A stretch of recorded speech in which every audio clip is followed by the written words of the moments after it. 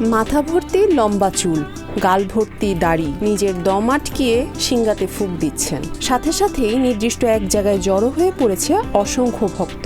নামে ওরস হলেও এ আসরে চলে জিকির, শামাকাওয়ালি, ফোক গান সহ গাজার আড্ডা। আমাদের এখানে খারাপ কিছু হয় না, শুধু আল্লাহ রাসূলের জিকির আজকার, কাওয়ালি গান খাজা বাবার হয়। এ যেন পাগলদের মিলন মেলা। দেশের বিভিন্ন অঞ্চল থেকে ভক্তরা এসে মাজারের চারপাশে বেঁধেছে আস্তানা। মা বারোই রানীর ওরস মাহফিলকে কেন্দ্র করে প্রতি বছর 5 ডিসেম্বর থেকে 19 ডিসেম্বর চলে এ মেলা। আর এ কয়দিন ওরস মাহফিলের জিকিরে মাজার প্রাঙ্গণ মুখরিত করে তুলেছে ভক্ত পাগলরা। সকলে যেন ইহজাগতিক মায়া কাটিয়ে উপভোগ করছে জীবনটাকে। আমরা আইছি মা বারোই রানীর দরবারে। সব পাগল মেলা, বিভিন্ন দেশের থেকে আসছি, জামালপুর, শেরপুর, ঢাকা, সব ডিস্ট্রিক্টের মানুষ একখান হয়েছে। আমরা পাগল মেলা, পাগল মিলেছে, সব পাগলের আমরা একখানে থাকি।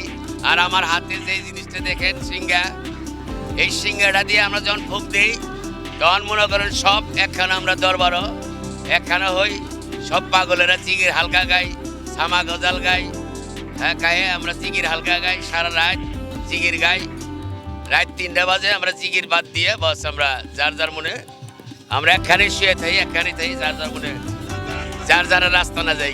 এই ওরস মাহফিলের আয়োজন বসেছে জামালপুরের মেলান্দহ উপজেলার সুরুলিয়া গ্রামে। জায়গাটি ইয়ামেন থেকে আগত হযরত শাহ কামালের জীবন সঙ্গী মা বারোই রানীর জন্মস্থান। মা বারোই রানীর মৃত্যুর পর তার কবরকে কেন্দ্র করে তৈরি করা হয়েছে মাজারটি। মৃত্যুর কয়েক শত বছর পর থেকে তার স্মৃতিতে শুরু হয় ওরস মোবারক। এই ওরস মাহফিলকে ঘিরেই বসে নানা দোকানপাট, আড্ডা, আয়োজন। দেশের বিভিন্ন অঞ্চল থেকে আসে দোকানি থেকে শুরু করে ভক্ত অনুরাগীরা।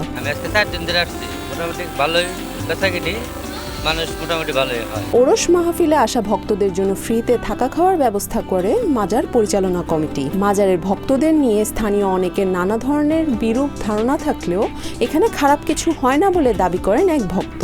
আমরা দেশ বিদেশ থেকে বহু পাগল আসে এখানে আল্লাহ রাসূলের নাম গুণগান গায়। এখানে আমাদের যারা ভক্তবৃন্দ আছে সবাই বারো রানীর ভক্ত, আমরা তার কোনো গান গাই। আমরা এখানে 2 বেলা কমিটির থেকে খাবার পাই। আমাদের এখানে খারাপ কিছু হয় না, শুধু আল্লাহ রাসূলের জিকির আজকার, কাওয়ালি গান খাজা বাবার হয়। ওরস মাহফিলকে ঘিরে আয়োজিত মেলায় বসেছে দেশের নানা প্রান্তের জনপ্রিয় সব খাবারের স্টল। মুখরোচক সব খাবারে দোকান সাজিয়েছেন দোকানিরা। এসব খাবারের স্বাদ নিতে সব স্টলেই রয়েছে মেলায় আগতদের উপচে পড়া ভিড়। এটার নাম হলো মুরব্বা। এটা ওজনে 1 থেকে 4 কেজি পর্যন্ত হয়। এটা 400 টাকা কেজি বেচছি আমরা। এটা খুব ভালো চলে, এটা ভালো বিক্রি হয়। এটা খুব জনপ্রিয় আমাদের জামালপুর, ঢাকা, এটা সব জায়গায় ভালো ভালো, এটা অনেক ভালো লোক খায় এটা। ওরস মাহফিলে মা বারোই রানীর ভক্তরা তাদের ভক্তি শ্রদ্ধা জানাতে আসলেও অনেকেই আসেন কেনাকাটা করতে আর ওরস উপলক্ষে আয়োজিত মেলা উপভোগ করতে। আসসালামু আলাইকুম, আমি আসছি মেলা দেখতে আমার হাজবেন্ডের নিয়ে। মেলা দেখতে অনেক ভালোই লাগলো। কমিটির কাছে আমার দাবি যে প্রতি বছরই যেন আরো ভালো হয়। এই গাছটা দিচ্ছি আমি ডায়াবেটিস জন্য, সাদা সিরাপের জন্য, বাতের জন্য, গ্যাস্ট্রিকের জন্য। এই গাছটা বারো রানীর কাছে আমি ভালোই বিক্রি করতে, অন্যান্য দেশে বিদেশে প্রত্যেক জায়গায় সারা এই মেলান্দ বিক্রি করি, জামালপুর কোর্ট কাছারির সামনে বিক্রি করি, হ্যাঁ এদিকে ইসলামপুর থানার মোড়ে বিক্রি করি, সিরাজাবাদ বিক্রি করি, বক্সবন্ধ বিক্রি করি। এইখানে আমার ঠিকানা।